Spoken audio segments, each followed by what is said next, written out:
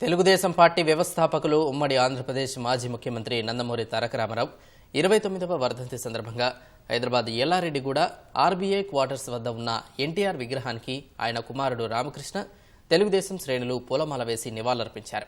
ఈ సందర్భంగా విగ్రహం ఉన్న కూడలిని ఎన్టీఆర్ జంక్షన్ గా పేరు పెట్టారు. పార్టీని స్థాపించిన 9 నెలల్లోనే అధికారంలోకి వచ్చిన ఎన్టీఆర్ అనేక ప్రజా సంక్షేమ కార్యక్రమాలతో ప్రజల గుండెల్లో నిలిచారని పేర్కొన్నారు. ఈ కార్యక్రమంలో తెలుగుదేశం పార్టీ శ్రేణులు నందమూరి అభిమానులు పాల్గొన్నారు.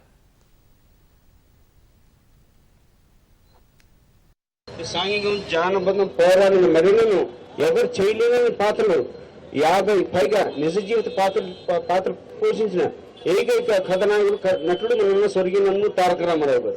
తెలుగు జాతి ఆత్మగౌరవానికి అన్యం దొరుకుతానని గుర్తింపు లేకపోవడంతో మళ్ళీ మనం తెలుగు జాతి ఆత్మగౌరవాన్ని పునర్నిర్మింప చేయాలని నేను ఒక తెలుగు బిడ్డను తెలుగుదేశమైన పార్టీ రాజకీయ పార్టీ స్థాపించి ప్రభుత్వం తీసుకోవడం జరిగింది.